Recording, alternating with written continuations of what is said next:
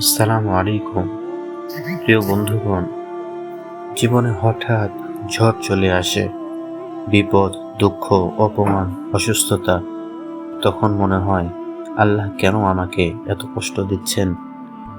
কিন্তু প্রিয় ভাই, তুমি কি জানো এই কষ্টই আল্লাহ তাআলার ভালোবাসার প্রমাণ হতে পারে। আল্লাহ যার ঈমানকে পরিশুদ্ধ করতে চান তাকেই তিনি পরীক্ষা করেন।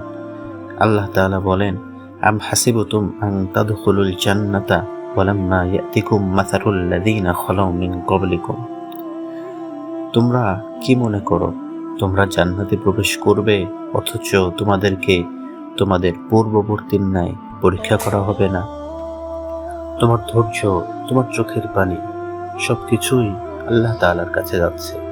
তিনি জানেন তুমি কতটা ব্যথায় আছো। এই পরীক্ষার পরই হয়তো তোমার জন্য আছে শান্তি, রিজিক বা জান্নাতের কোনো বিশেষ দৌলত।